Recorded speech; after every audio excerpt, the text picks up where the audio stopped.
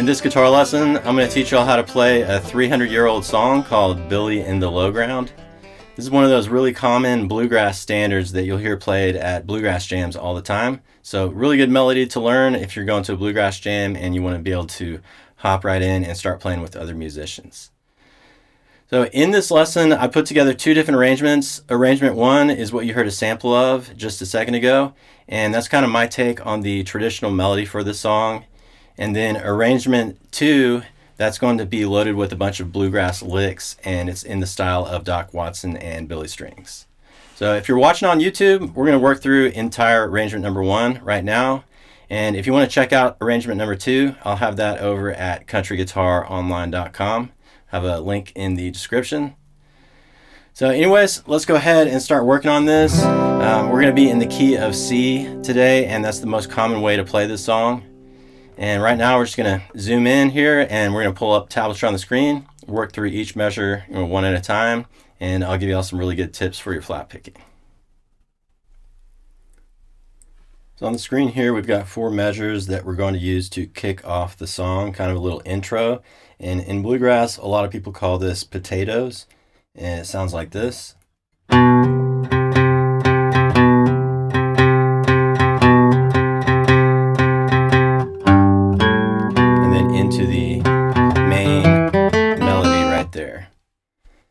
So let's learn this potatoes real quick, and measures 1 and 2, they're going to be the exact same. So let's learn measure 1 first.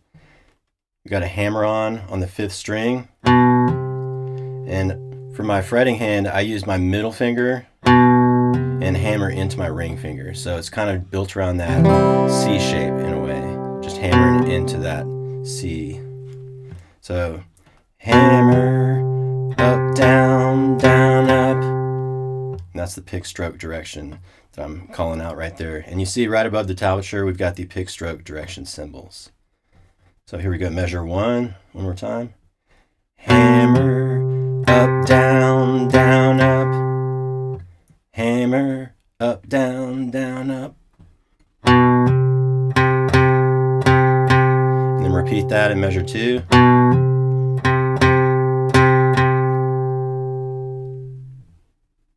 Pause if you want to work on that. And moving on to measures 3 and 4. Here's measure 3.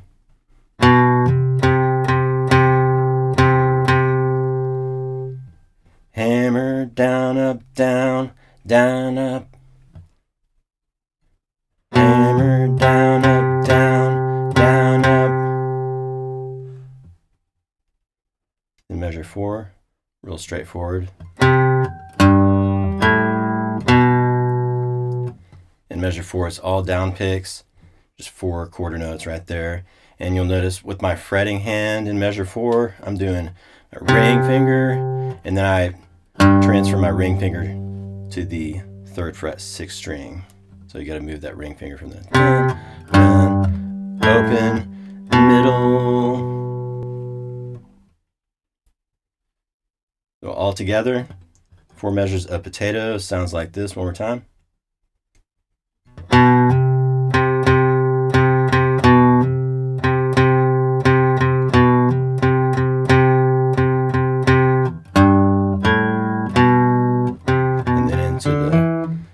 Progression.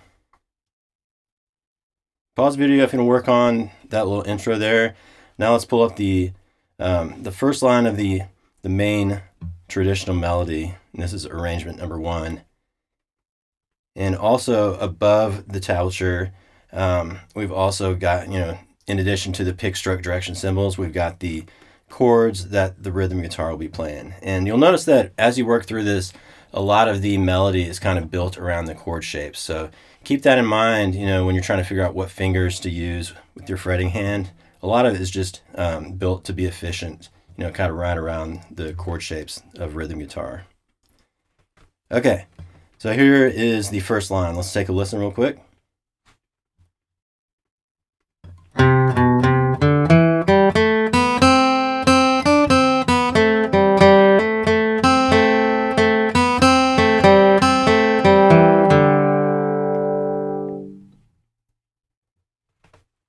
All right, let's learn the first measure.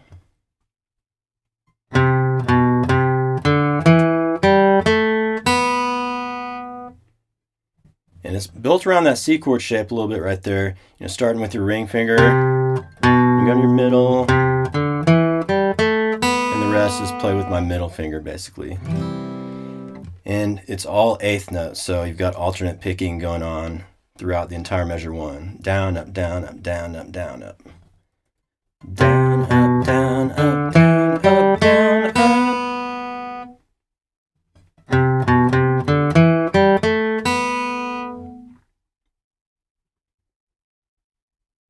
You got that down? You're going to measure 2.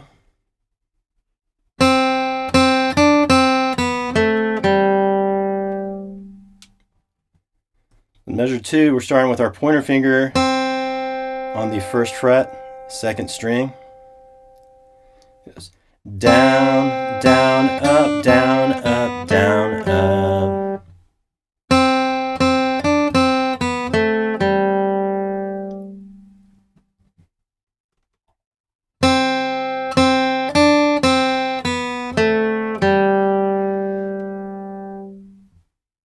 So once you get to the end of measure 2, those last 2 notes in measure 2. One thing I wanted to point out, and I think this is really important to make it sound right, right when you do that down pick on the 2nd fret, 3rd string, I put both of my middle and pointer fingers down. I'm not letting anything ring out, you know, with the pointer finger. It's kind of like plant them, and then when I do the up pick on that very last up pick on the open 3rd string, I've still got my pointer pressed down, and that is to get me set up for the 3rd measure. And when I play, you know, looking at measure 2 again from the beginning, when I play measure 2, looking at my fretting hand there, I'm only pressing down each note that I'm playing, and I'm kind of lifting up, you know, so I don't hold a bunch of strings down in measure 2. I'm just pressing one note at a time. So pointer, da, da, da, da. But then when I get to the last 2 notes, I do kind of form that little 2 chord, 2 string, you know, chord or whatever you want to call it. I hold 2 down, so that pointer stays planted and gets you set up for measure 3. I think it'll make sense once we get to measure 3. So up to this point, we've got measures 1 and 2. Right there. And then measure 3.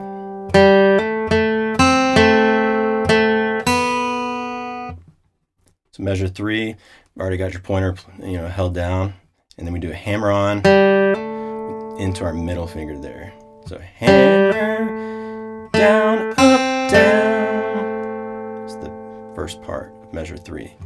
Hammer down, up, down.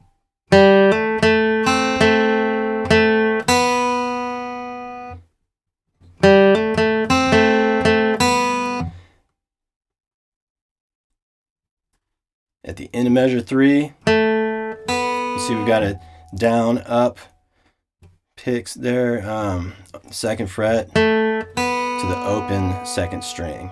And, you know, when you do that open 2nd string, obviously you're going to lift up everything, you know, lift your fretting hand off the strings there. So.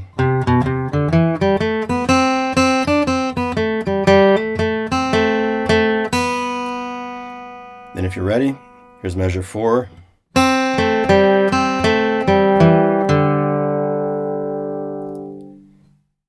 And in measure 4, I find myself holding down my pointer finger the entire time. So start out with that pointer finger there, and then it's all 8th notes as well here. So down, up, down, up, down, up, down, up.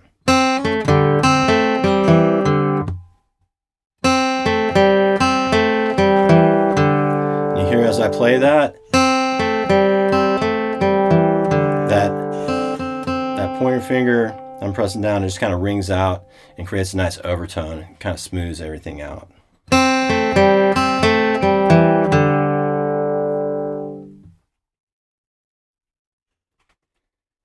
Okay, so let's play measures 1 through 4 one more time, and then we'll move on to the next line. 1, 2, 3, 4.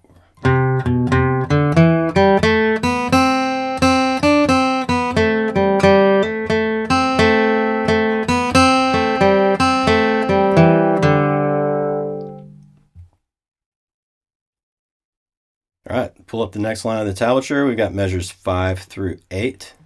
Sounds like this.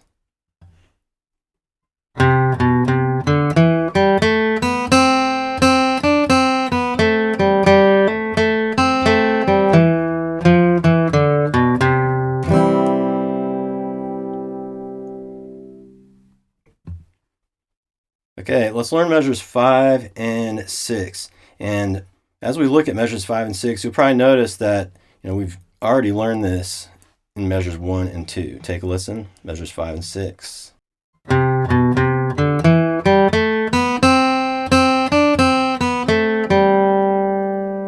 Okay. Measure 7 is where it changes a little bit. Here's measure 7.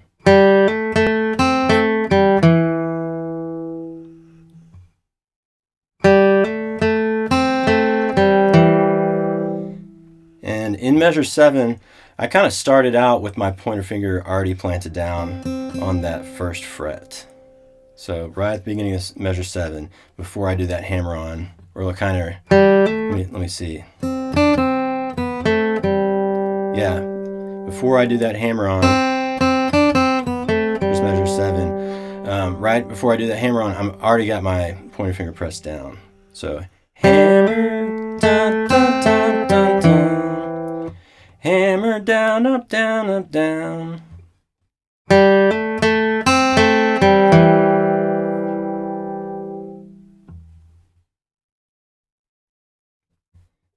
Then measure 8. Measure 8 is pretty straightforward. Using our ring finger on that 3rd fret, 4th string. See right there? So down, up, down, up, down, strum.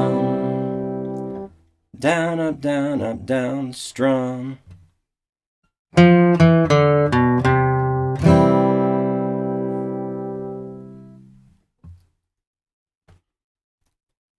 right. Let's play measures 5 through 8 one more time, and then we'll keep working through this. So measures 5 through 8.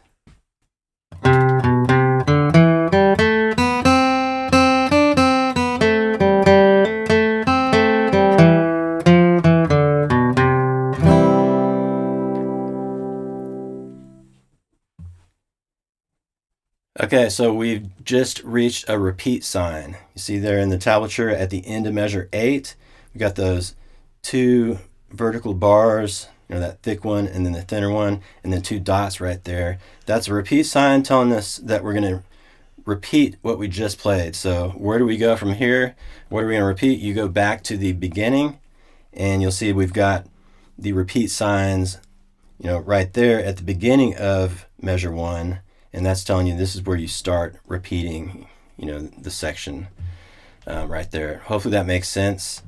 Might be new to some of y'all out there, but basically all we're going to do is just repeat exactly what we just learned right there, measures 1 through 8. And when you play measures 1 through 8 twice, that is the entire A part. So here we go. Let's go ahead and just play through. Sorry about that. You got Rocket. Mailman is here. Measures 1 through 8. So we already learned this, but let's just play through it one more time. And then after we play through this A part, we'll go to the B part. Here we go. And at this point, we've already played through it once, and we're just repeating it. Here we go.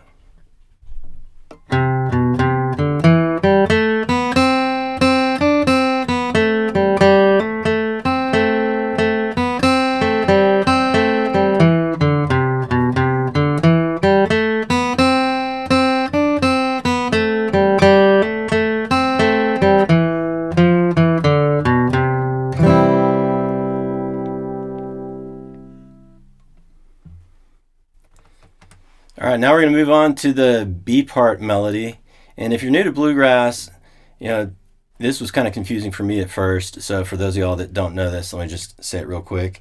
A lot of times, or most times, in bluegrass, people refer to the sections of the songs as the A part and the B part, and then sometimes you'll have a C part, maybe a D part or whatever.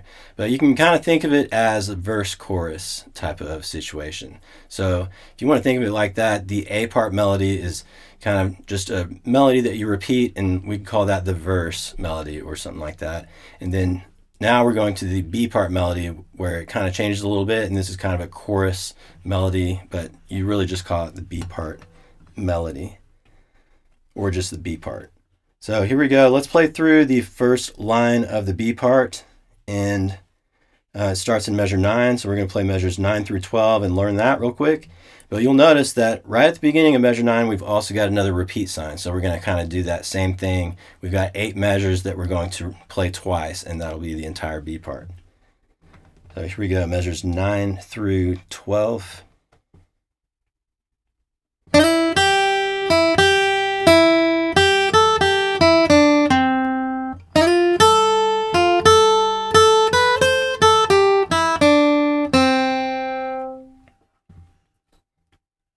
Okay, let's learn measure 9.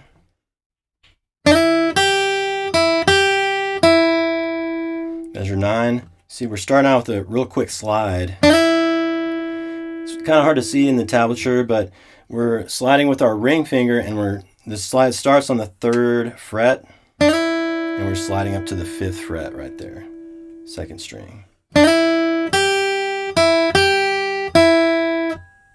So slide up, down, down. Slide up, down, down. Slide up,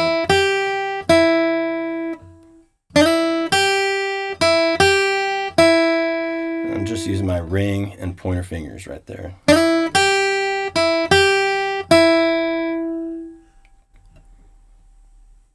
Okay. Pause if you want to work on measure 9. Now measure 10 sounds like this.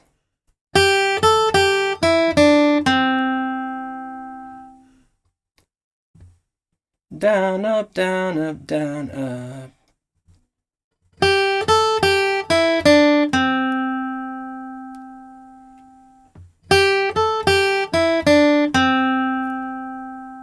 So measure 10, it's all 8th notes until you get to that last up pick on the 5th fret, 3rd string. See right there? And that up pick, it's going to be a dotted quarter note. And you can see that there in the tablature. You've got a little dot next to the that stem right there. See that little dot on the bottom?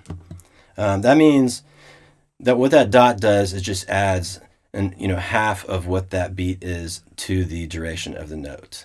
So in this case, that's a quarter note. And I'm not going to get too deep into the music theory and everything, but that's a quarter note. So the dot adds half of a quarter note to that. And so basically an 8th note, because an 8th note is half a quarter note. And at some point, maybe I'll do a full music theory lesson for those of y'all that want to get caught up on that kind of stuff. But in the meantime, you can just kind of learn it with kind of the down picks and up picks, and as I kind of sing it to y'all. So here we go. Down, up, down, up, down, up. Down, up, down, up, down, up. So that's measure 10. Let's do measures 9 and 10 together.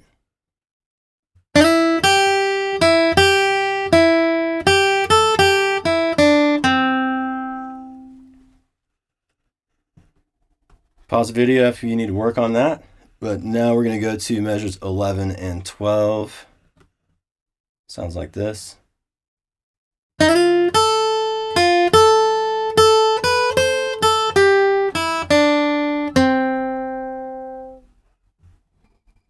right. So right there, we've also got another quick slide in the beginning of measure 11. right here. And in that slide in the beginning of measure 11, I'm using my middle finger right there, and you're sliding from the 4th fret to the 6th fret. Just a real quick slide though. So slide with the middle, slide up, up, down, down, up. Slide up, up, down, down, up.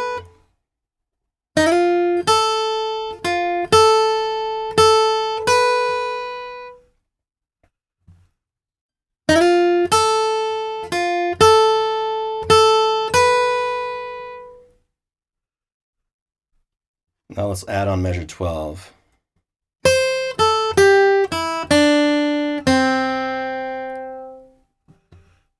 Measure 12 one more time.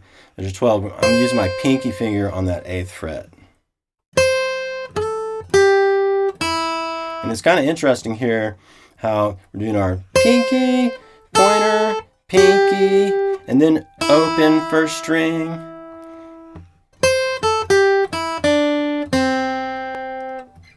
So doing that open 1st string lets us move down the neck with our fretting hand right there. I think that's a pretty cool way to kind of connect the scale using an open string to transition from one position to the next. Okay, measures 11 and 12 one more time.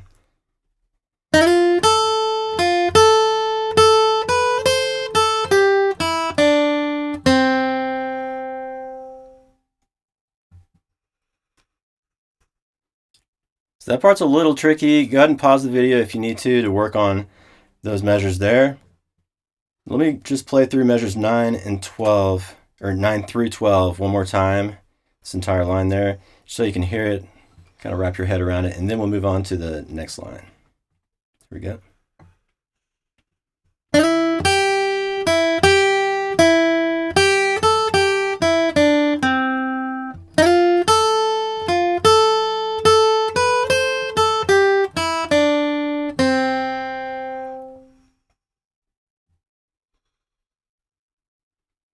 All right, if you're ready, let's pull up the next line of the tablature. We got measures 13 through 16, and this is actually, the last line of the B part.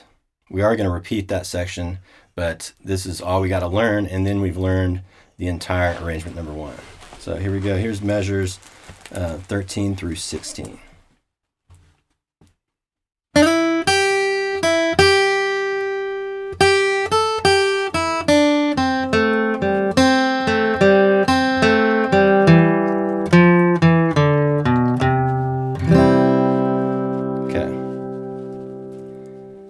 Measure 13, kind of learned this earlier, but it's a little different.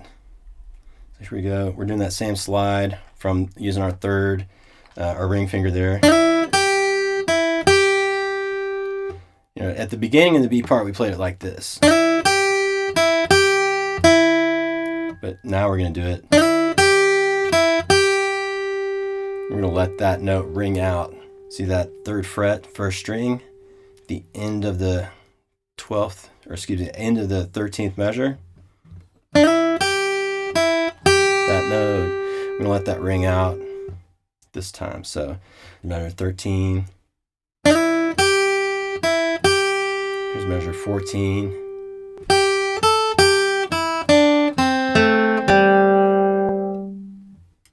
So measure 14, we're picking all 8th notes here, and it's kind of a similar thing where we're using the open 1st string to transition down the neck with our fretting hand. So measure 14, dun, dun, dun, open.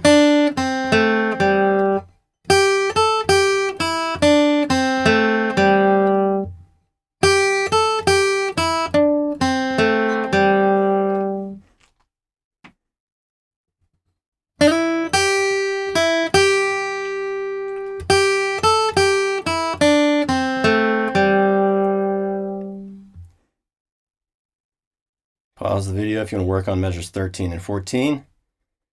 Now we're going to learn measures 15 and 16.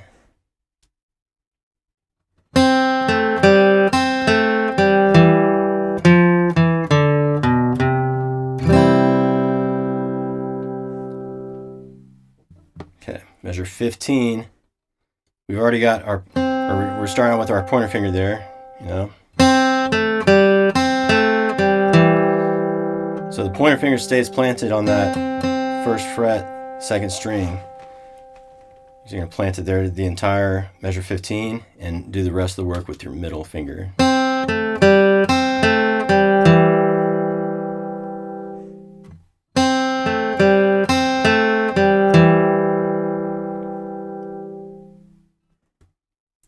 So that's measure 15. Then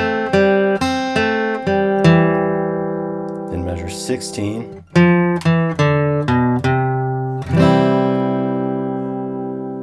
And you should recognize measure 16. That's exactly how we ended the A part. So we already know that basically. So we're going to end the A parts, the A part and B parts the exact same way with this little. Just keep it simple that way. Okay, let me play through measures 13 through 16 one more time, just so you can get a good feel for it.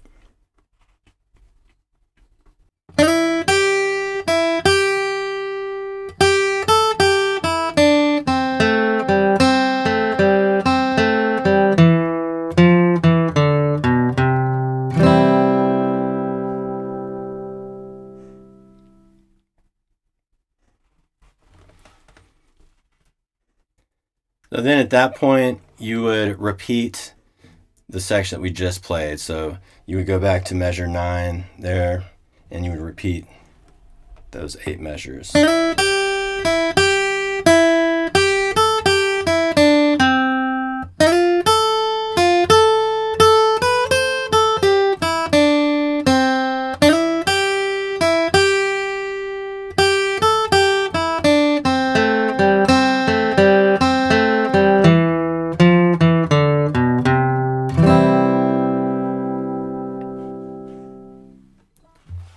And that is the entire arrangement number 1, the traditional melody for Billy in the Lowground. And don't forget, we've also got the arrangement number 2, which is kind of more, based on some bluegrass licks, and it's in the style of Doc Watson and Billy strings. And that arrangement number 2 will be available at countryguitaronline.com. So if you're watching this on YouTube, be honored if you'd click the like and subscribe button if you haven't already. And you can also check out arrangement number 2 at Country Guitar Online. There'll be a link in the description. So let's go ahead and play through the entire arrangement number 1 that we just learned, just so you can get a better feel for it. You can practice with me if you want to. We're going to start off with those 4 measures of potatoes and then play through the entire arrangement. So here we go. I'll count us in. 1, 2, 1, 2, 3, 4.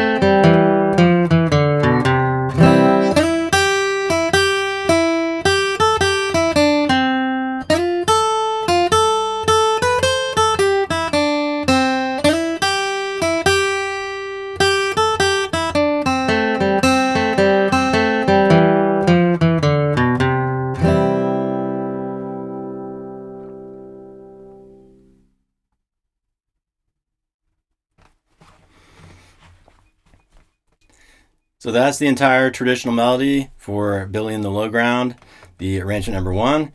And so don't forget, we've got arrangement number 2 that is loaded with a bunch of bluegrass licks and in the style of Billy strings and Doc Watson.